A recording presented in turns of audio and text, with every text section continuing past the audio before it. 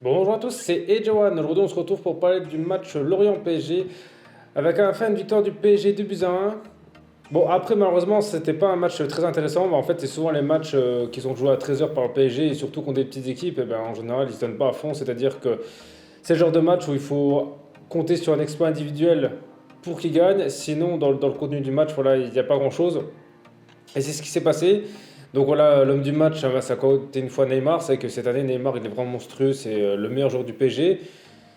Si par exemple le PSG justement gagne la Ligue des Champions à la fin d'année, je pense que Neymar pourrait être Ballon d'Or parce que c'est vrai qu'il est vraiment décisif et pas non seulement justement en but et en passe décisive, c'est vraiment lui qui le moteur de l'équipe, donc c'est vraiment lui qui était à l'origine de toutes les actions du PSG.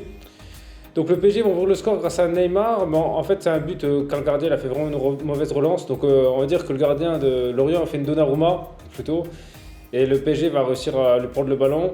Et Neymar va faire le geste juste parce qu'en soi, ce qu'il fait, c'est vrai que même si le gardien il est plus placé, il y a comme des défenseurs et des buts comme ça se voit. Des fois, il y a des joueurs qui les loupent et bah, là, il l'a comme mis. Donc c'est pour ça que même s'il n'y a plus qu'un dans le but, c'était pas si simple à mettre parce qu'il a comme fait un crochet pour éliminer un joueur.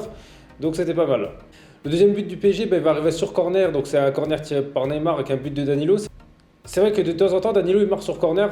Donc voilà, on va dire que c'est quand même deux buts pour moi qui sont pas vraiment dans le jeu parce que le premier but, même s'il est dans le jeu, en soi c'est plus une erreur. Le deuxième sur coup de pied arrêté.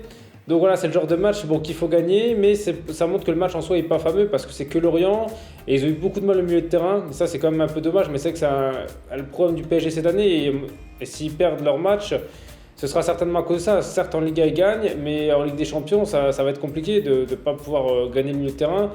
Il y a aussi Mbappé qui est moins efficace quand Neymar est là. Par exemple, sur ce match, eh ben, Mbappé, on l'a pas vu. Quand c'est un match justement où le PSG a du mal, qu'il doit aller chercher les ballons et qu'il faut quelqu'un qui distribue le jeu, et ben Mbappé il n'est pas existant. C'est vrai que sans Neymar, Mbappé il aurait vraiment du mal parce que par exemple contre le match au Juventus c'était Messi, mais on va dire si Mbappé il n'a pas vraiment un passeur, et ben c'est compliqué pour lui.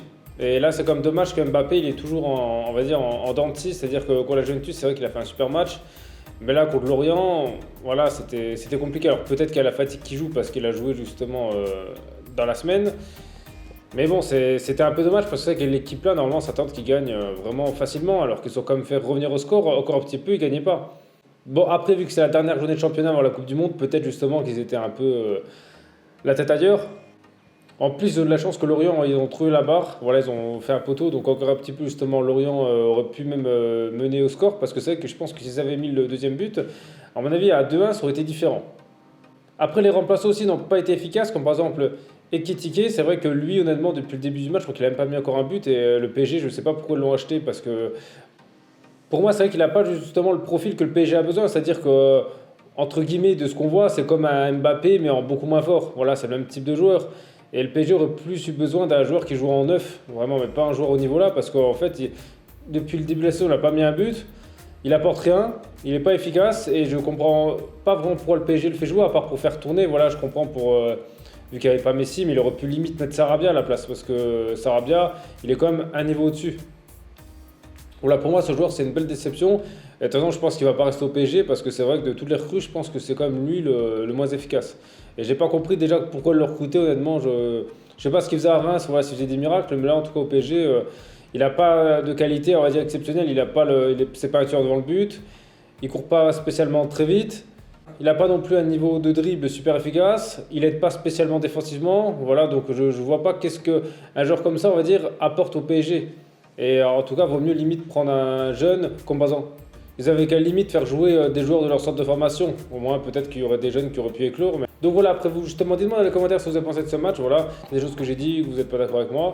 Et sinon, merci à tous d'avoir regardé cette vidéo. C'était Edge One. On se retrouve très vite pour une prochaine vidéo.